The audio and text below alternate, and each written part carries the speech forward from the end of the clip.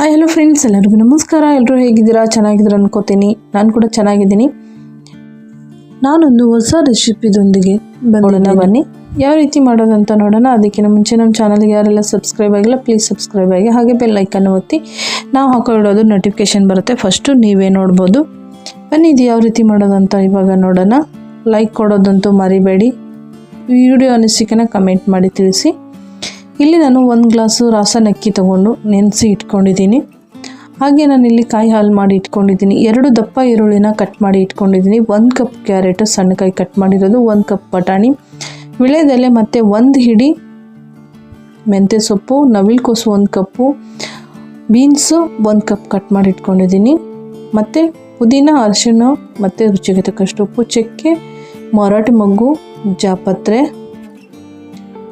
ಸೋಂಪು ಕಾಳನ್ನ ತೊಗೊಂಡಿದ್ದೀನಿ 1 ಸ್ಪೂನಷ್ಟು, 4 ಲವಂಗ, ಚಕ್ರ ಹೂವು ನಕ್ಷತ್ರದ ಹೂವು, ಏಲಕ್ಕಿ 2, ಪಲಾವ್ ಎಲೆ, ಇಲ್ಲಿ ಶುಂಠಿ ಬೆಳ್ಳುಳ್ಳಿ ಪೇಸ್ಟು ಮಾಡಿ ಇಲ್ಲಿ ಎಣ್ಣೆನ ಹಾಕ್ಕೊಂಡಿದ್ದೀನಿ.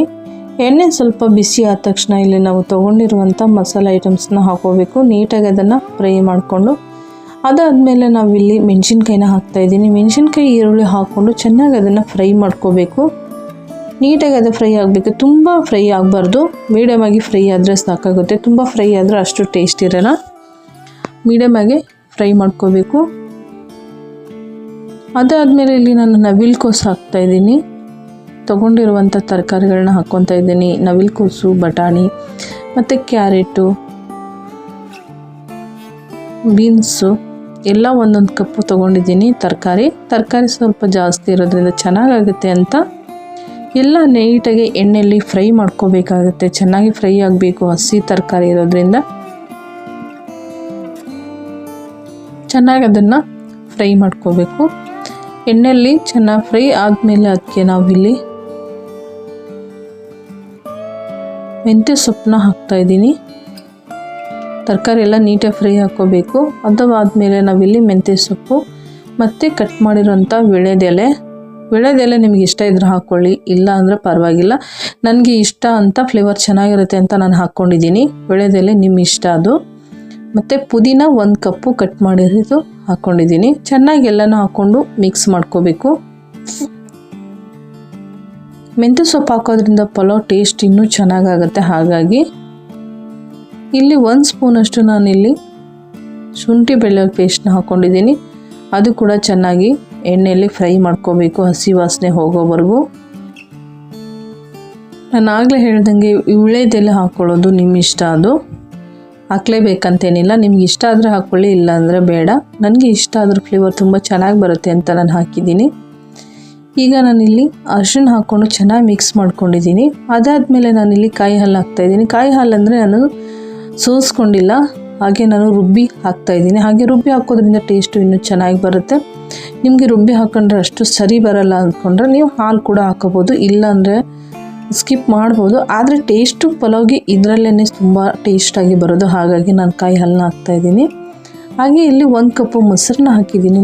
ಮೊಸರು ಕೂಡ ಅಷ್ಟೇ ತುಂಬ ಟೇಸ್ಟಾಗಿ ಬರುತ್ತೆ ಪಲಾವ್ಗೆ.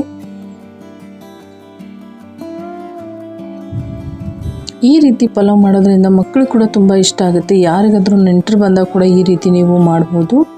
ಮತ್ತು ಫಂಕ್ಷನ್ಗಳಲ್ಲಿ ಕೂಡ ನೀವು ಈ ರೀತಿ ಪಲಾವ್ನ ಮಾಡಿದ್ರೆ ತುಂಬ ಇಷ್ಟ ಆಗುತ್ತೆ. ಈಗ ಇದಕ್ಕೆ ನಾನು ರುಚಿಗೆ ತಕ್ಕಷ್ಟು ಉಪ್ಪನ್ನು ಹಾಕ್ಕೊಂಡು ಮಿಕ್ಸ್ ಮಾಡ್ಕೊಂಡಿದ್ದೀನಿ. ಇಲ್ಲಿ ತೊಳೆದಿಟ್ಟಿರುವಂಥ ಇದು ನಾನು ತೊಗೊಂಡಿರೋ ಅಕ್ಕಿ, ರೇಷನ್ ಅಕ್ಕಿ, ಅದರಲ್ಲಿ ಪಲಾವ್ ತುಂಬ ಚೆನ್ನಾಗಿ ಬರುತ್ತೆ. ಹಾಗಾಗಿ ನಾನು ಅದೇ ಅಕ್ಕಿಯಲ್ಲೇ ಪಲಾವು, ಟೊಮಾಟೊ ಬಾತು ಮಾಡಬೇಕಂದ್ರೆ ಇದೇ ರೈಸಲ್ಲಿ ಮಾಡ್ತೀನಿ. ನಿಮ್ಮ ಬಾಸ್ಮತಿ ರೈಸಲ್ಲಿ ಮಾಡ್ಕೋಬೋದು, ಇಲ್ಲಾಂದರೆ ಮನೇಲಿ ಯಾವ ಅಕ್ಕಿ ಇದೆ ಅದರಲ್ಲಿ ಕೂಡ ಮಾಡ್ಕೋಬೋದು. ತುಂಬ ಚೆನ್ನಾಗೇ ಬರುತ್ತೆ.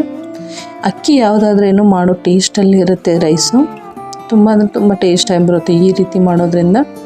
ಇಲ್ಲಿ ನಾನು ಅದಕ್ಕೆ ಎಷ್ಟು ಬೇಕೋ ಅಷ್ಟು ನೀರನ್ನ ಹಾಕ್ಕೊಂಡಿದ್ದೀನಿ. ನೀವು ಕೂಡ ಅಷ್ಟೇ, ನೀವು ಎಷ್ಟು ಅಕ್ಕಿ ತೊಗೊತೀರ ಅಳತೆ ಮಾಡಿಕೊಂಡು ನೀರನ್ನ ಹಾಕ್ಕೊಳ್ಳಿ. ಇದನ್ನು ಅಕ್ಕಿ ಹಾಕಿದ್ಮೇಲೆ ಚೆನ್ನಾಗಿ ಎಲ್ಲ ಮಿಕ್ಸ್ ಮಾಡಿ 5 ನಿಮಿಷ ಕುದಿಯೋಕ್ಕೆ ಹೀಗೆ ಸಣ್ಣ ಉರಿಯಲ್ಲಿ ಬಿಟ್ಬಿಡಬೇಕು. ನೋಡಿ ಇವಾಗ 5 ನಿಮಿಷ ಆದಮೇಲೆ ಇಲ್ಲಿ ನೋಡ್ತಾ ಇದ್ದಾರಲ್ಲ ಕುದೀತಾ ಇದೆ. ಇವಾಗ ಒಂದ್ಸತಿ ನಾವಿಲ್ಲಿ ಮಿಕ್ಸ್ ಮಾಡ್ಕೋಬೇಕು. ತರಕಾರಿ ಎಲ್ಲ ಇರುತ್ತಲ್ವ, ಹಾಗಾಗಿ ನೀಟಾಗಿ ಇದನ್ನು ಒಂದ್ಸತಿ ಮಿಕ್ಸ್ ಮಾಡ್ಕೋಬೇಕು. ಅರ್ಧ ಬೆಂದಿದೆ, ಇವಾಗ ಇನ್ನೂ ಅರ್ಧ ಬೇಯಬೇಕು. ಹಾಗಾಗಿ ಚೆನ್ನಾಗಿ ಒಂದು ಮಿಕ್ಸ್ ಕೊಟ್ಟು ಅದಾದಮೇಲೆ ನಾವು ಇದಕ್ಕೆ ಮುಚ್ಚಿಬಿಟ್ರೆ ನೀಟಾಗಿ ಪಲಾವ್ ನಮಗೆ ರೆಡಿ ಆಗುತ್ತೆ. ಇನ್ನು ಮತ್ತೆ ಇನ್ನೊಂದು 2 ನಿಮಿಷ ಇದನ್ನು ಬೇಯಿಸಕ್ಕೆ ಬಿಡೋಣ. ಅದಾದಮೇಲೆ ನೋಡಿ ಇಲ್ಲಿ ಪಲಾವು ರೆಡಿಯಾಗಿದೆ. ಗಮ್ ಅಂತ ಇದೆ ಪಲಾವು, ತುಂಬ ಅಂದರೆ ತುಂಬ ಟೇಸ್ಟಿಯಾಗಿರುತ್ತೆ. ಘಮದಲ್ಲೇ ಗೊತ್ತಾಗ್ತದೆ ಎಷ್ಟು ಟೇಸ್ಟ್ ಆಗಿದೆ ಪಲಾವು ಅಂತ. ನೋಡಿ ಪಲಾವ್ ರೆಡಿ.